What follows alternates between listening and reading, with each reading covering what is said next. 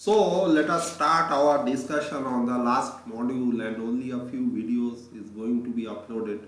This video is on stepper motor. So what is a stepper motor? As the name implies, it is the motor that executes kind of means if we see this here in the stepper motor, what we do is a very simple thing. It like unlike most of the machine, the stepper motor output is a discrete angle. Like sometimes it will take 0 degree, 30 degree, 60 degree, 90 degree, like that. It is not like there is no such smooth transition from 0 to 30. It will just execute it like a step 0, 30, 60, 90, like that. That is why it is known as step.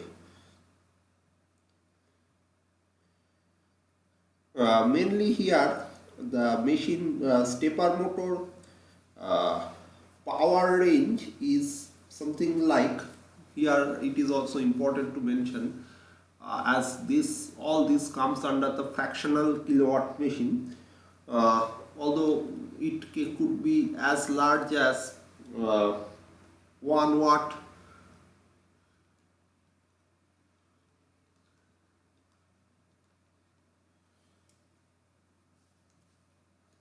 and torque range could be as small as 1 micronewton meter to 40 Newton meter. So the first generation is variable reluctance stepper motor. In variable reluctance stepper motor, what we do, it works on the principle of that the magnetic flux tries to flow through first of all, magnetic flux behaves like elastic cord. If you stretch them, they will try to shrink and try to distort that orbit. It's like a spring. If you elongate that, the spring will try to reach to that relaxed condition where the potential energy of the spring becomes zero. So similarly, if you do some kind of here, if you have offer a variable reluctance path, and the path is so that the magnetic flux lines, if they want to transport directly, they have to face a huge reluctance of air gap. But if they now that reluctance path, it tries to in order to avoid that high reluctance value, it passes through the iron path. But unfortunately, that iron path, although offers a low reluctance value, very low compared to that air gap reluctance, but cause deformation in their path.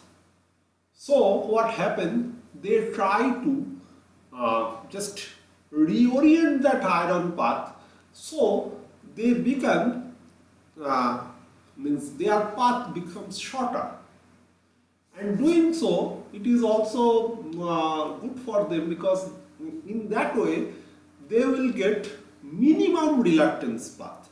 So there is a continuous drive from the machine just to reorient your iron path as per its requirement.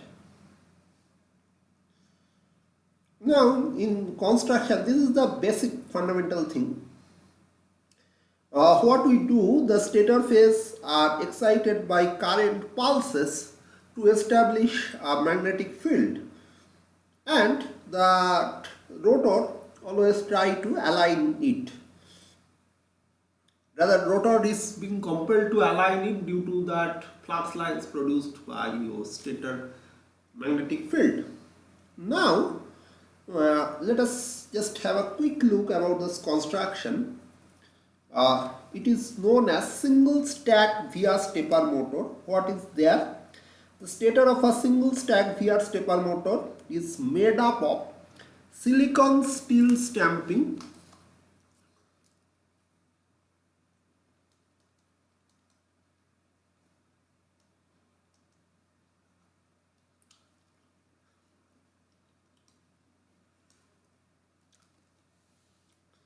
and this has projecting poles. The poles carries concentric winding and just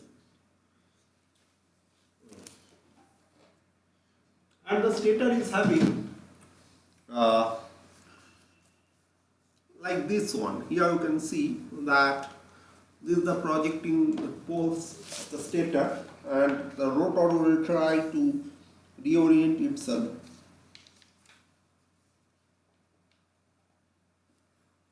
We can have stator with odd number of poles. Here, do not get confused with that pair of poles.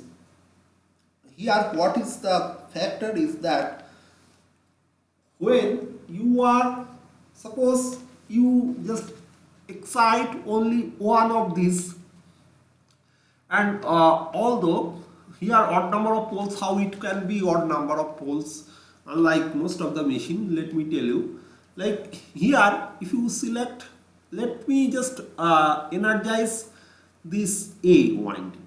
You just put some supply to A and do not connect the other, right? Then what would happen?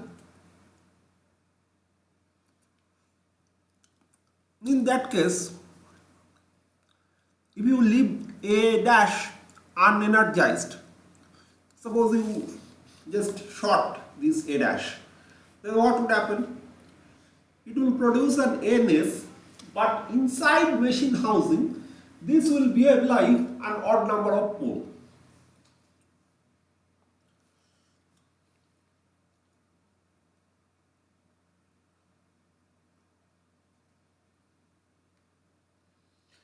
Now,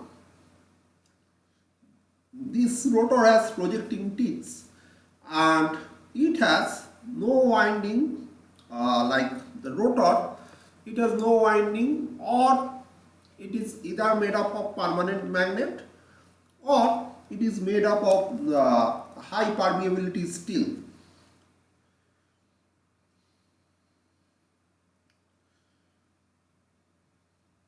One thing we should not forget, that number of rotor teeth and stator poles must not be equal. Otherwise, there will be magnetic interlock, and in that case, you may reach a situation where it arrives in a condition of jam. Like once, if you consider both of them are having equal pole, like here you can see it is 6, and if this one is also 6, however here it is 8, but in case it is 6, then what would happen?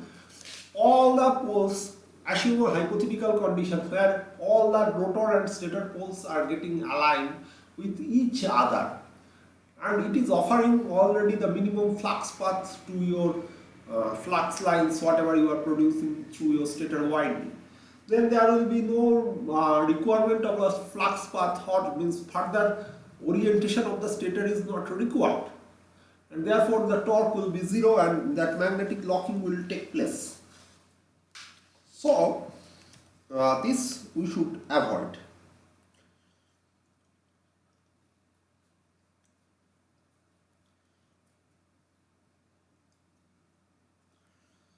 Now let us go to the working principle. The rotor teeth, they in case of the stator is not energized, they can be in any direction. But once we energize the stator, then what would happen? The rotor teeth cannot be, means it has to reorient itself as per the flux lines requirement. Now, see, in the position, if we consider switch S1 and S4 are in off position, And if we turn on this S1, then what will happen? S1, S2, S3, S4 all are turned off. Now if we just turn on this S1,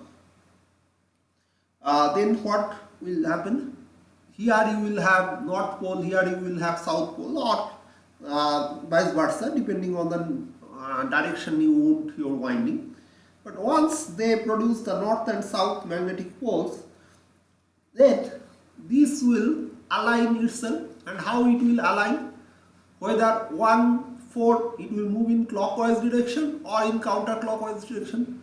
Obviously it will move in clockwise direction because initially it is in that way. So instead of aligning 2, 5 with A dash, it is a natural choice that 1 and 4 will be aligned. Now if we just turn on S2 and while turning off S1, then what will happen? We must assume that there is no residual magnetism, or even if it is a very weak one. So what will happen? Then this will bring your that 2, 5 aligned with this one.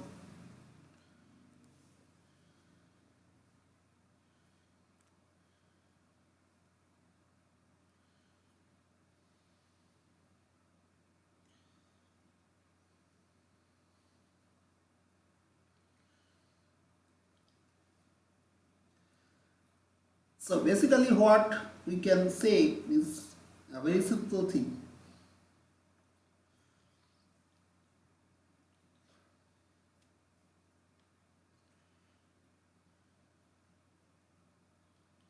If M is the number of stator phase and NR is the number of rotor teeth, here how many phases are there? It is like 4. And NR is the number of rotor teeth. Here how many we are having? 6. So the minimum step angle psi will be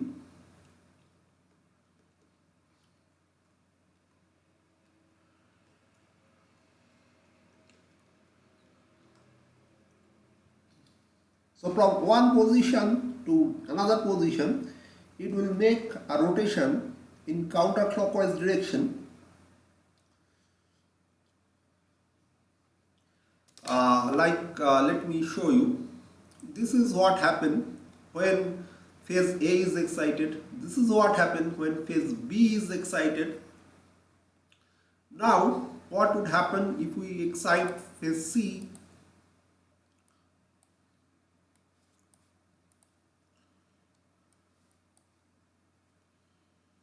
In case phase C is excited, this will orient itself. Now for phase D, what will happen? When you excite phase D, it will orient itself. So basically what you are having, at first it is 1, 4. Let us start from this. Let us consider this is 0. Now then you are having a 15-degree shift in this way because you turn on B dash, then you are turning on C dash, and that causes a further shift of 15 degree, which is shown here by 30 degree from this position. Previously this was 1, 4 axis, and now the 1, 4 axis you can see the 30 degree displacement. And further, if you switch on D, you will see it is 45 degree displacement, right? So that gives you a clear indication that how gradually we can turn it in counterclockwise direction. Here we can have a truth table kind of things. This is if we want to generate a like 1 on 0 off. When S1 on then 0, then it is like that only.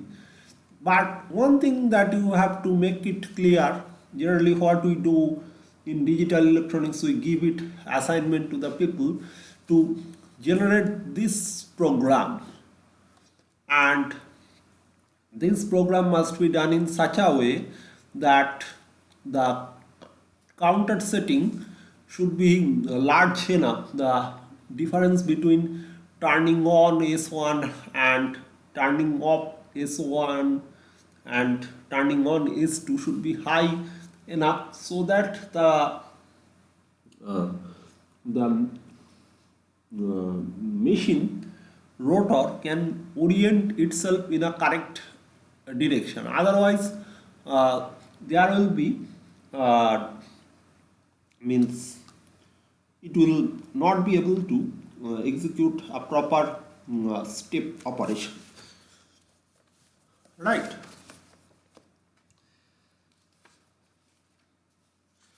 Now we have different modes of excitation. These modes of excitation can be as simple as one phase at a time, or uh, that is called a full step on mode. In this mode, the stepper motor gives maximum step angle. In our case, it is 15 degree.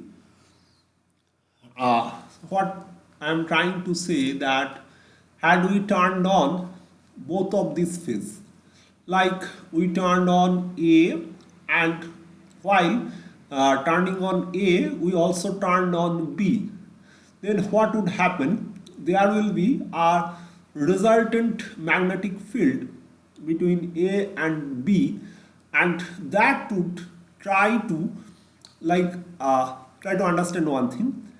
Had we not stopped or turned off A phase, then A phase flux lines won't allow it to means won't allow this rotor too easily to move to this 1/4 position. It will show a tendency to align it along 1/4, while the B and B dash, if you turn S1 and S2 simultaneously, it will try to align 2 and 5 along the axis of B phase. And in a nutshell, what would happen? There will be a kind of 7.5 degree shift, because both of them are trying to means rotate it.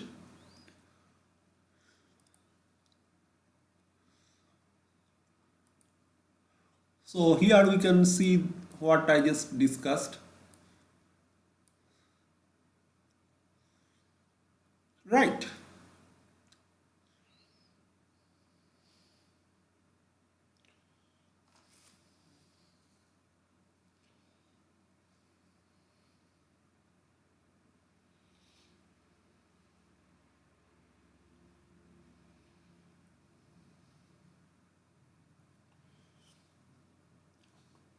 Now, what I said that may gives you a wrong notion that here, like we can see, if we switch on S2 and S3, S2 and S3 clearly is for phase B and phase C. So that may gives you a wrong notion that here we can see it is angle of like 22.5 degree from neutral position. But I said we can get maximum shift when it is like only one phase or full step on mode is activated.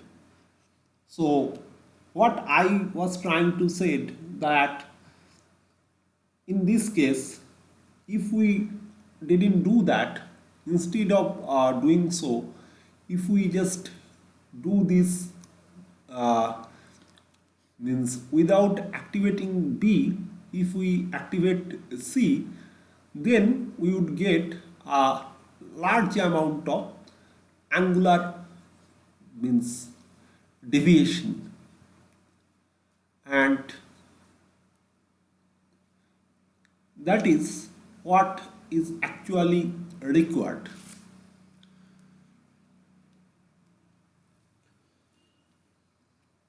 you will get almost an angle of 30 degree in case if you turned it on, but you are getting 22.5 degree.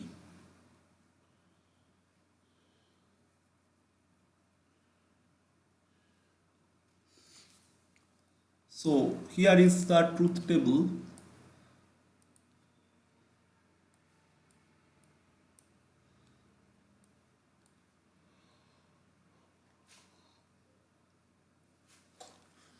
Again, it is the intermediate step size is 15 degree, but you can see that how it is changing. Another one is that this is two-phase on mode.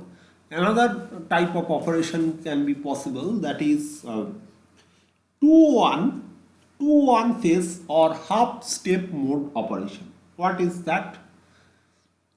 Like in the previous case, although at the beginning here it is full step, then we got half step at the beginning, but then all the other stages are like just the same step size is was getting added. So 7.5 plus 15, 22.5, 22.5 plus 15, then 37.5, then 37, it's like that. Now, if I want to realize these stages like 0, then 7.5, then 15, then what we should do? Here you can see we have applied tactics like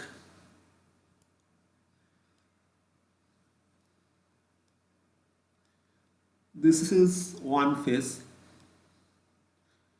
then this is 2, this is 1, here again 2, here again 1. So basically this is known as 2-1 2-1 sequence that makes it rotate. And if we try to draw the corresponding pulses, this could be like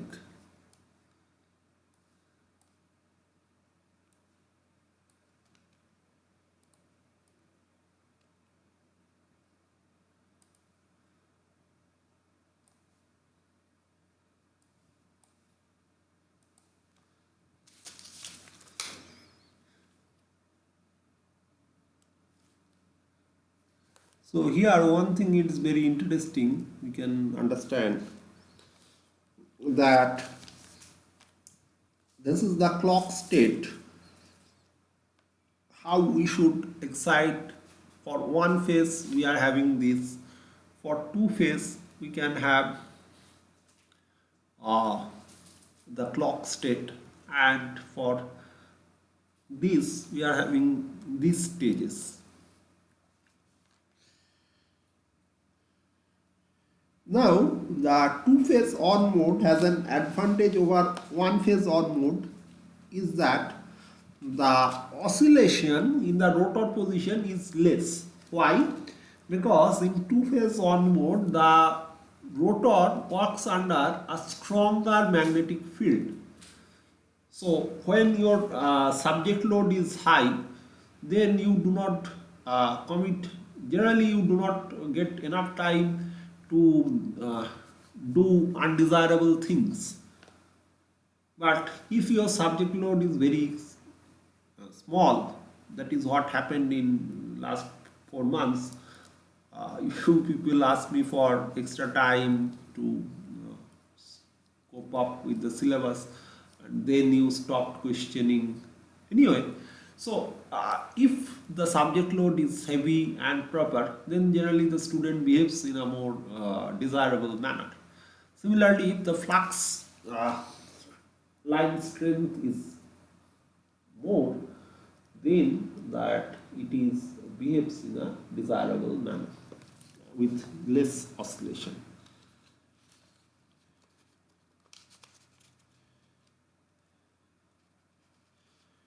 In other way, what we can explain, that in two-phase mode, two conducting phases form a closed loop for the current generated by the EMF induced in the oscillations of the rotor. I'm talking about back EMF that may be generated in your stator side circuit.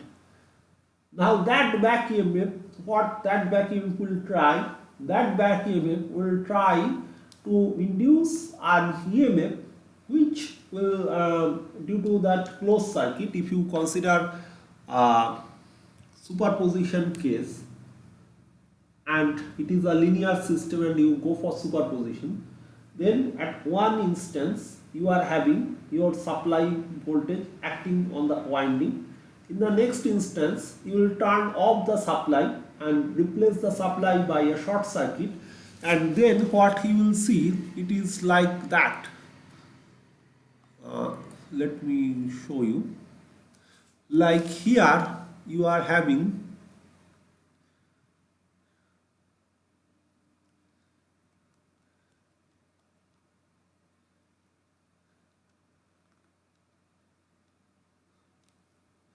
now in case of one mode, this back EMF will only induce current through this one, right? This oscillation will induce current through this one. Now this oscillation, this current will cause heating of this winding and will be dissipated. Basically, if you try to perceive from the energy's point of view, this is very important things you must not means overlook. Then you are giving only a small what to say, small scope for your energy or some that excess energy to dissipate. And if you do not provide a rapid reduction of your stored energy, you are bound to face or observe some kind of oscillation coming from your system. While in case of two phase, what is happening? You are having two back EMF and both of them are like circulating current through the winding, both of them are facing current, and your there is a twofold path open to your energy release. Now you may ask me that how this is the case, because here we are having one back EMF, here we are getting two back EMF. This is exactly the same situation what a damper winding does in case of asynchronous machine.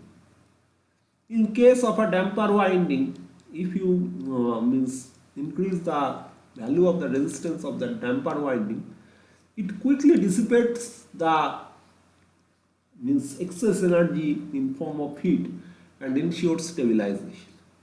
Similarly, if your back EMF, see back EMF doesn't fall from sky. It comes, it is very means an what to say, an integral part of your system. It is produced due to that fluctuating motion of the rotor.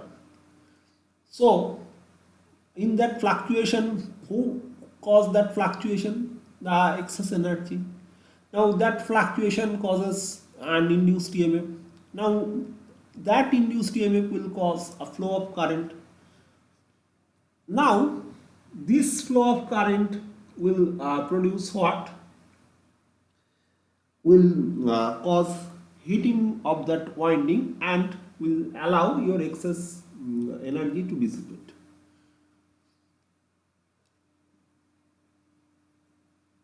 Now the question is here, if you allow, like when the two phase is on, then both of these phases are actually, this back EMF are produced due to the same amount of energy. The energy is due to that flux pulsation. But now you are having two windings, and back EMF, uh, current due to back EMF will flow through two windings. Therefore, the heat dissipation rate is somewhat high. So one obvious question that may comes in your mind, that if we talking about heat dissipation, then is there any chance of overheating of the stator side winding? Because previously we had one and now we are having two. So two simultaneously producing heat, how you can ventilate? Because suppose if I am asking you to sit inside a room where the temperature is gradually changing, and temperature gradient is like 2 degree in 4 hours. So there you will also have scope to open the windows, to install some cooling mechanism to keep the room temperature in an ambient level, because the cooling should be done at such a space that it can just counterbalance that 2 degree rise in 4 hours span. But if that 2 degree rise takes place within a span of 15 to 30 minutes, then counterbalancing it will be a very challenging task. So when your two windings are simultaneously producing heat, although that will cause a reduction in oscillation, but how that heat can be dissipated or ventilated out of your machine, that is also a big design issue. Although this is a very small part of your syllabus and I do not want to make it much complicated, but why I am discussing all this, because now in electric vehicle you will find that all these understanding are playing a very crucial role in selecting motor as well as their ventilation for an electric vehicle, right?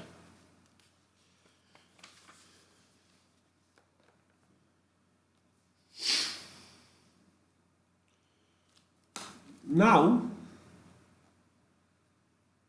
just now we can have different other type of stepper motor, like one is known as multi-stack stepper motor. What is that multi-stack stepper motor? This is a diagram for multi-stack stepper motor. In this here you can see that we need because this is used to produce a higher torque to volume ratio.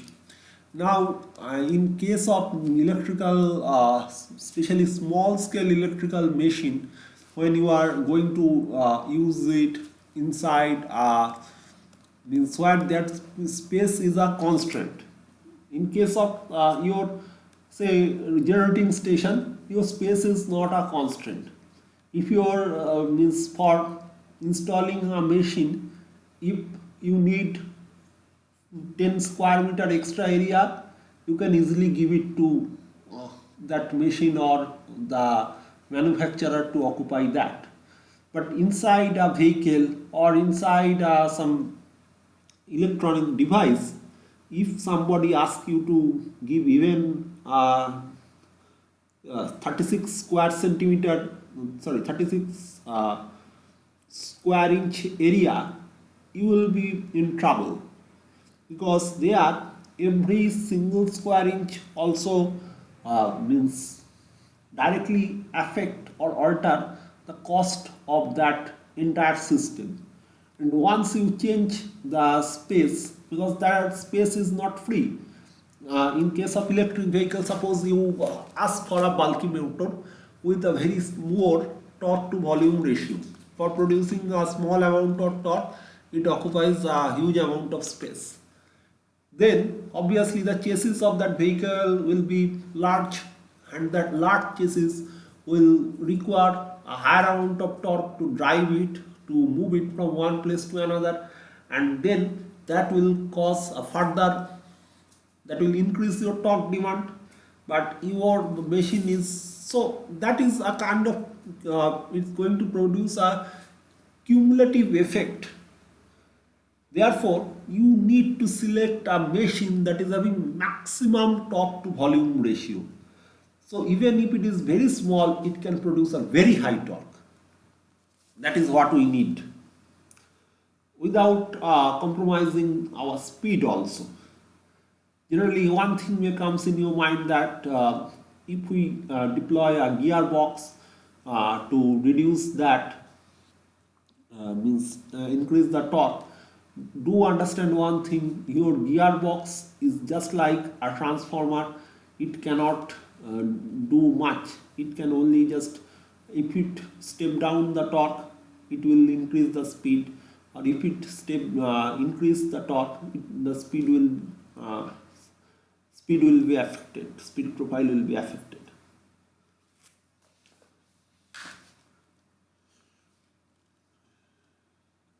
So what we do in this multi-stack VR motor, each phase has separate stator and rotor uh, sections, that is called stack.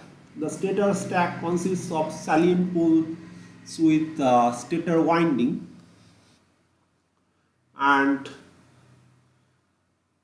all the coils in the stator stack are connected in series, and all the poles facing the rotor become north or south when they are excited. The magnetic circuit of each stack here is independent from each other. Electrical circuit is not, but magnetic circuit is independent of each other. Now the rotor stacks are like that stator stack, sorry, like the previous single stack machine is unwound, and it is your like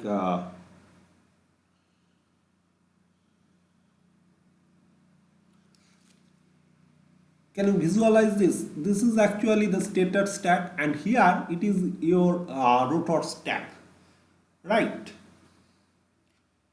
Like this is the side view of the machine, and this is the front view of the machine.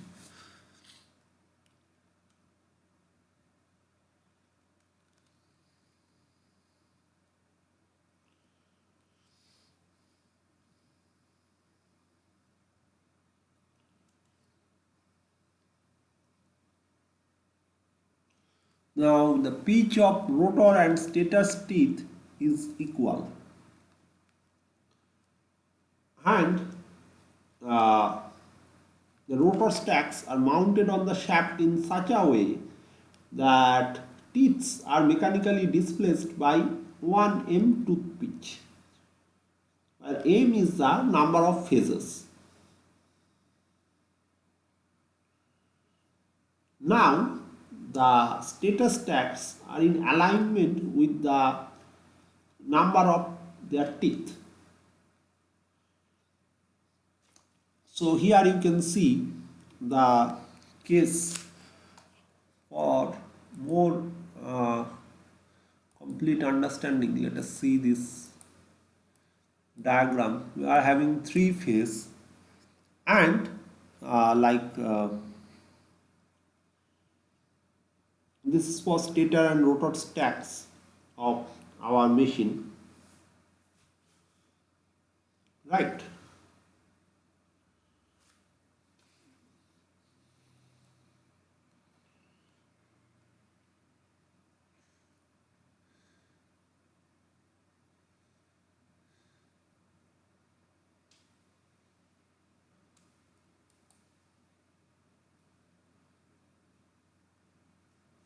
This is for A, then here it is for B, and here it is for our C, right?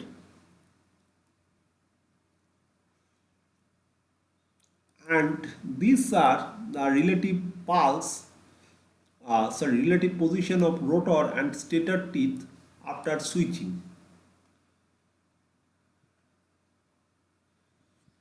This is the stator, then here we are having rotor stack. It is giving this shape, then B, then C, likewise.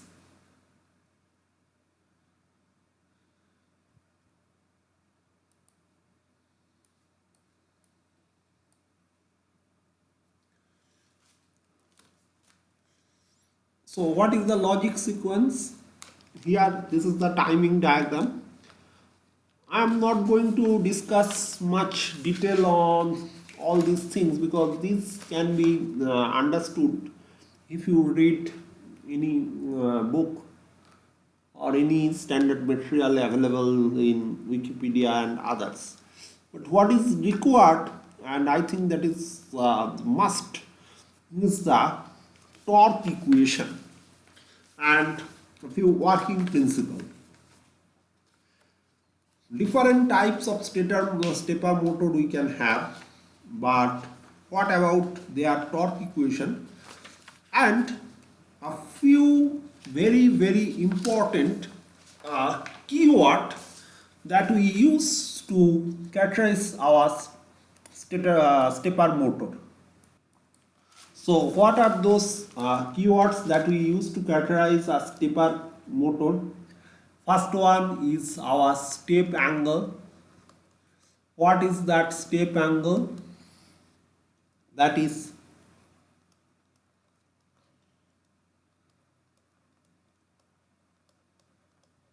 where m is the number of phases.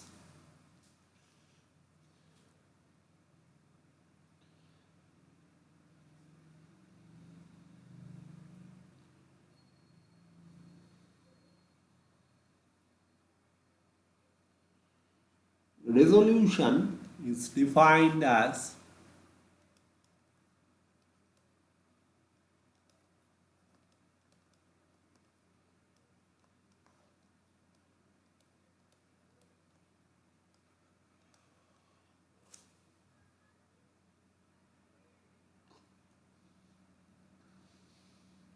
the number of steps completed at every second is known as stepping rate. God.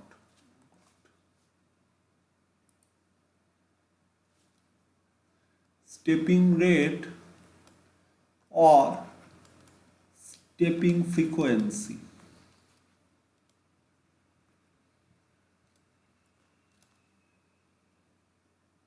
Now, hold position. Uh, Hold position is a particular position. Suppose in the first instance, if we align only phase A and A dash, then the 1 and perhaps 4, these 1 and 4 are perfectly aligned with A phase axis. But at that time the machine was not free moving by means of external disturbance. If you had we removed it by a very small angle, say 2 degree or 3 degree or 5 degree, it would have exhibited motion towards its neutral position. So this is known as hold position.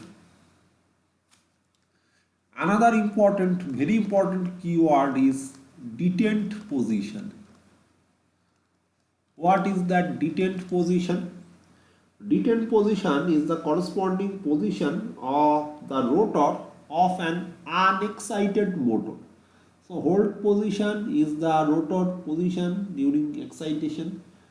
Detent position is the rotor position in unexcited condition. Then we have our stepping error. What is stepping error?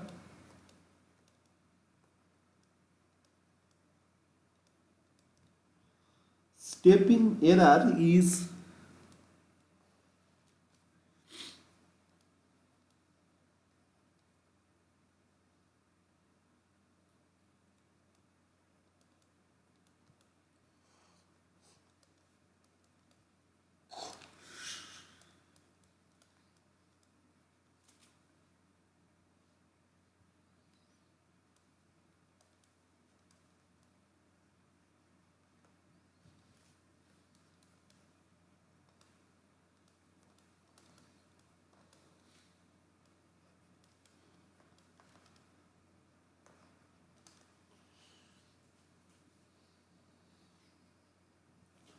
what is positional error?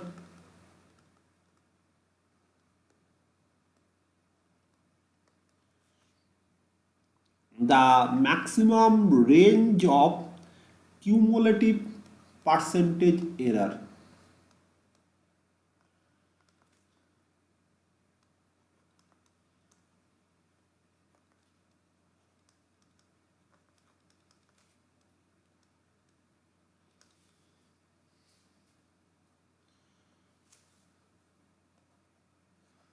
That takes over a complete revolution of the rotor.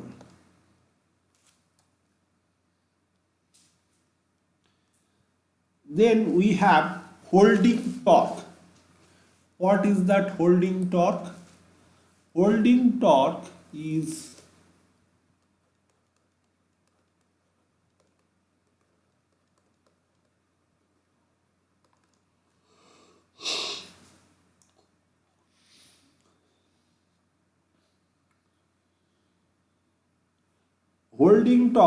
the maximum amount of torque that you can apply on a motor uh,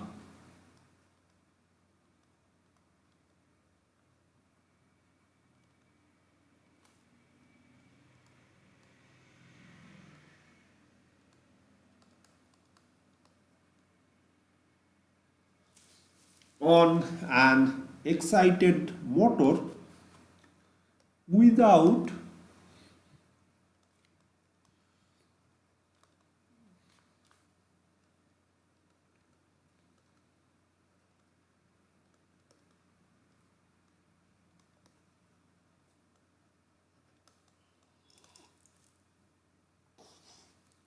third torque is the second case is detent torque. What is detent torque? The maximum torque that you can apply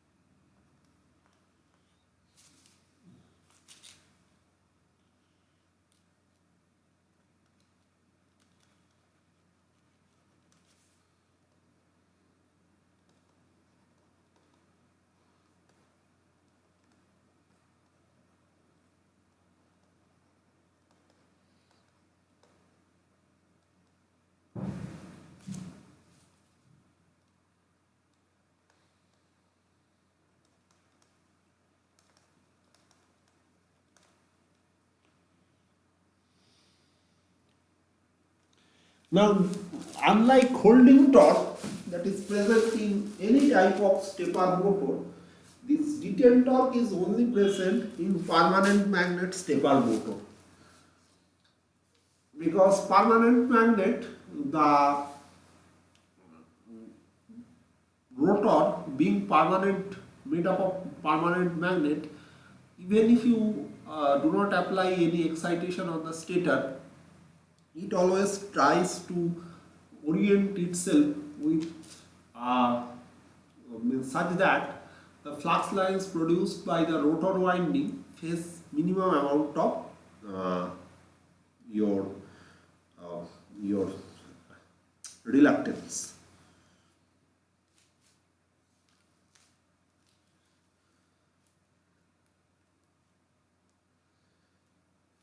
Then another important keyword in this context is our start stop mode.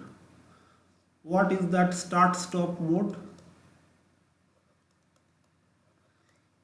Like you got a semester break, which we do not get. The teachers who had MTech, but the students get after 20th November, class started at 14th December. Similarly, in case of this start stop mode is a mode of operation in which stator motor reached a position, then before you do any change in your switching condition, you allow the motor to reach its steady state condition. This is known as start stop mode. Between two switching instance, when you allow your motor to orient itself in its new equilibrium.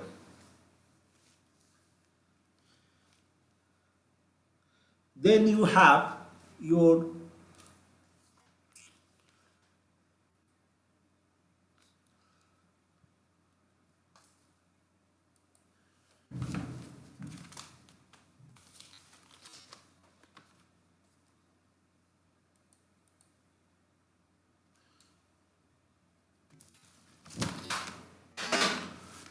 then we have slewing mode.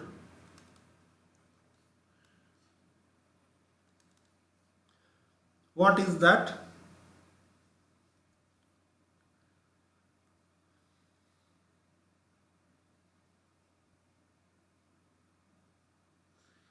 This is something what happened to the MTech students due to COVID pandemic breakdown and late start of their class. Their class continues till 12th of December, and the next session started immediately at 14th December. So they actually, this slewing mode, the second pulse we apply before the motor has attained the steady position due to first pulse. In this motor, the motor cannot be stopped immediately by stopping the applied pulses. The motor is in transition state. Now, another important term is pull-in torque. What is pull-in torque? This corresponds to a maximum torque developed by a stepper motor for a given stepping rate in the start-stop mode without losing synchronism. So, pull-in torque is the maximum torque developed by the motor for a given stepping rate in the start-stop mode. When we are having pull-in torque, we must have pull-out torque. What is pull-out torque? Pull-out torque is the maximum torque developed by the motor in slewing mode. So pull-out, pull-in is directly related to start-stop mode, and pull-out is related to slewing mode.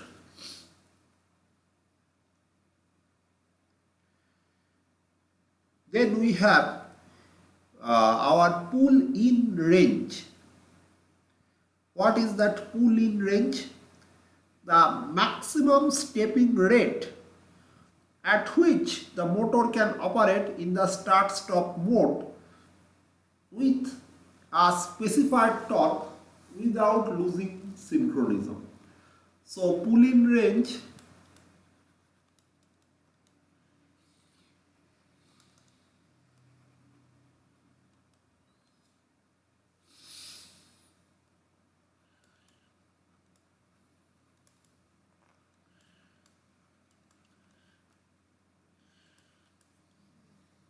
Then obviously pull out range.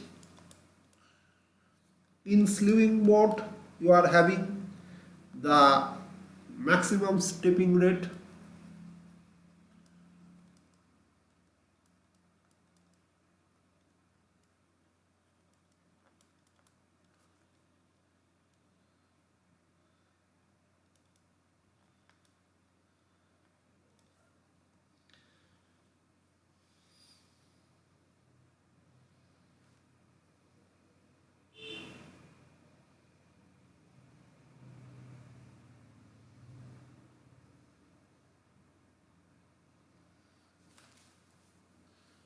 So what is pull in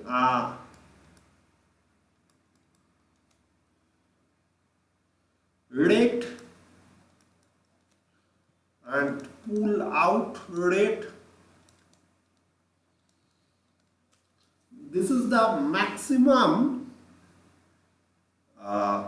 stepping rate at which the motor will start or stop in start stop mode without losing synchronism.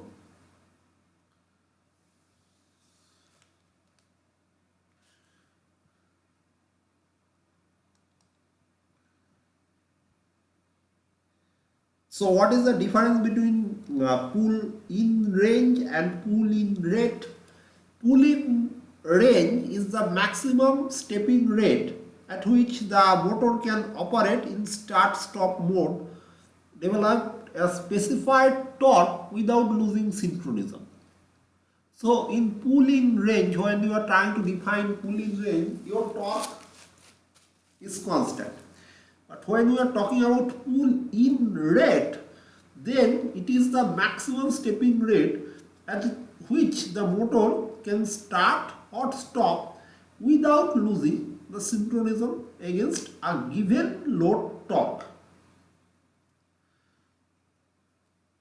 And similarly, we can define pull out rate.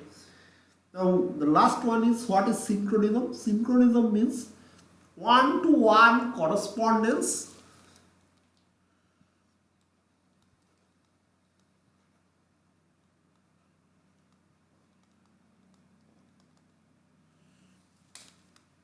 between the number of pulses applied to the stator and number of steps through which the rotor has actually moved.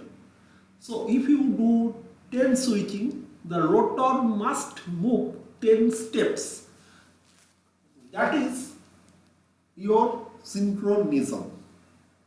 And that 10 steps movement must be in accordance with the application of pulse. It is not like a haphazard movement executed by your rotor.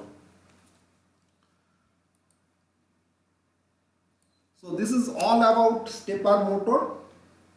You can find a few numerical problems, or otherwise I will also solve. These are the formulas, working formulas, and these are the things that we are going to apply while dealing with the stepper motor. Well, one thing I just forgot to write, that is our torque equation for any particular phase. Torque is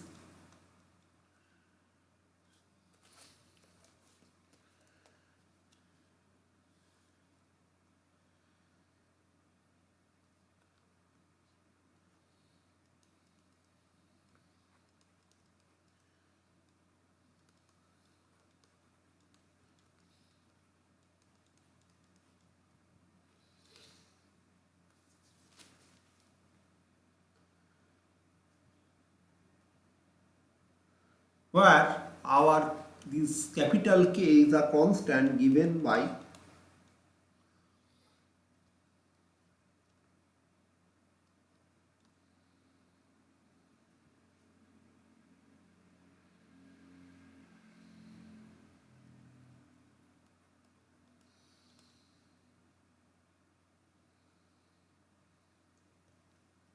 this L2 is the means like if we can represent my motor in this way,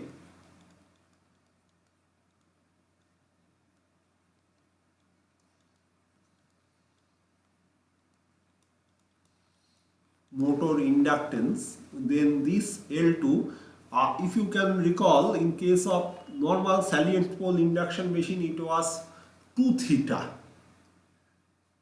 That basic understanding remains same, only here due to that multiple steps, here it becomes nr theta. What is nr? The number of rotor teeth, and this gives you our, if we can represent L theta, then this K is like this. Basically this L2 is, you can say it is the mutual part that depends on theta. So for a particular phase we are having this. Now if it is of one, means suppose in like that one we are having 4 phases, so the net T, if you switch all of them, will be something like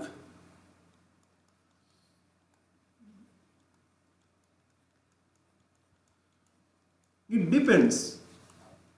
Like if you switch on A phase only, then only TPH1 will come in the picture.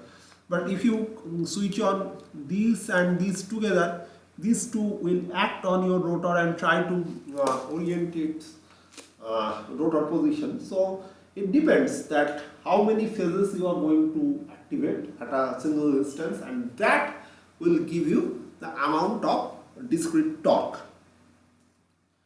Clearly, like unlike the other machine that is executing smooth rotation, there is a constant torque, at least for a constant speed profile.